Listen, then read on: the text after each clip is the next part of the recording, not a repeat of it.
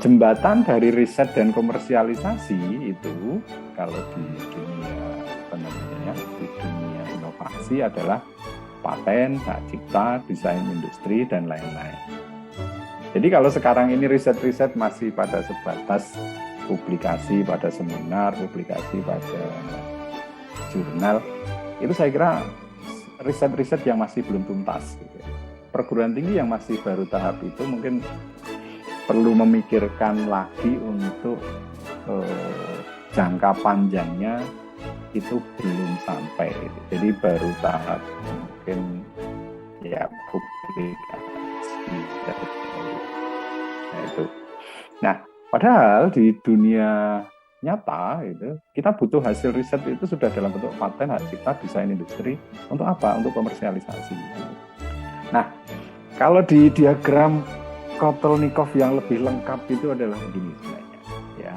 Jadi dari ide, riset, prototipe, kemudian menjadi paten, kemudian menjadi uji coba produksi, analisa produksi, bahkan kemudian sampai paten turunan, gitu ya.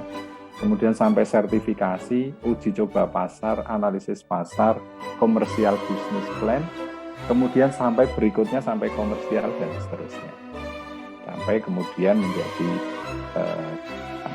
industri yang matang. Nah, kalau perguruan tinggi tidak sampai atau tidak memulai seperti ini, ya negara ini tidak akan pernah punya industri yang dibangun dari rakyatnya sendiri. Industri yang ada kemudian akan merupakan industri yang datang dari luar negeri, yang investasi ke kita. Risetnya mereka, industri milik mereka, kita hanya ketempatan saja dan kita diserap tenaga kerjanya.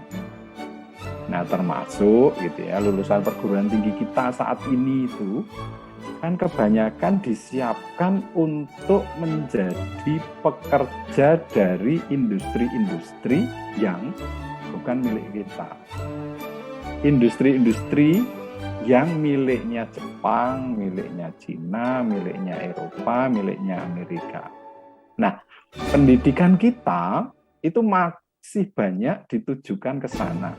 Belum menyentuh pendidikan yang mengajarkan kepada anak didiknya untuk memulai industrinya sendiri, usahanya sendiri dari ilmu yang dia pelajari di perguruan tinggi. Ya, itu butuh waktu, saya tahu gitu. Jadi kalau saya 7 tahun belajar di luar dan pernah bekerja juga di lembaga riset di luar, memang mereka sangat serius dalam rangka riset untuk membangun industri-industri baru mereka. Di kita belum. Contoh paling sederhana. Jadi tidak pernah gitu kita berpikir mendidik atau memiliki pola pendidikan yang mendidik seseorang untuk bisa membuat produk gitu. Kebanyakan pendidikan kita adalah diajari untuk menjadi pekerja dari industri yang ada. Nah, kalau seperti itu terus-menerus, ya kemudian saya bilang ya kita akan tergantung terus pada industri asing. Kita selalu akan mengundang mereka datang.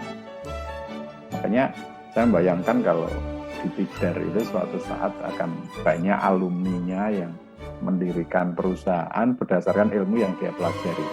Ilmu apapun. Bisa teknik mesin, bisa teknik elektro, bisa teknik sipil, bisa teknik informatika, bisa ilmu komunikasi. Karena sejatinya ilmu yang kita pelajari itu kan ilmu yang nantinya kita pakai untuk mencari biaya hidup gitu. Saat ini mahasiswa itu mungkin masih bisa ketawa, ketiwi gitu, karena masih dijatah oleh orang tua. Begitu lulus, sudah nggak ada jatah. Mau tidak mau, ya terpaksa harus bisa menjatah dirinya sendiri, menghidupi dirinya sendiri. Nah, banyak cara untuk menghidupi dirinya sendiri. Satu, bekerja pada perusahaan yang ada. Makanya kemudian kalau lowongannya tidak banyak, kemudian orang ngomong sulit cari kerjaan. Gitu. Tapi yang kedua adalah hidup dari ilmunya yang dia pelajari di perguruan tinggi. sayangnya kita memang perguruan tinggi itu tidak serius gitu, menyiapkan anak didiknya itu untuk bisa menggunakan ilmunya untuk menghidupi dirinya sendiri tanpa harus bekerja kepada orang lain. Nah, itu yang masih menjadi tantangan dan pemikiran gitu ya. Jadi kenapa perguruan tinggi kemudian tidak mencoba menghasilkan orang-orang yang bisa bekerja mandiri tanpa bekerja ke orang lain dengan apa? Dengan memberikan ilmu yang cukup untuk itu. Oke. Nah, kemudian kalau dari sisi keuangan ya, finance gitu ya, bahwa ketika memulai itu selalu yang namanya butuh uang. Nah, inilah makanya kemudian di dalam komersialisasi itu memang selalu awalnya butuh namanya duit.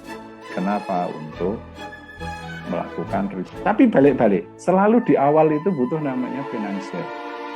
Nah, dari mana itu kita dapatkan?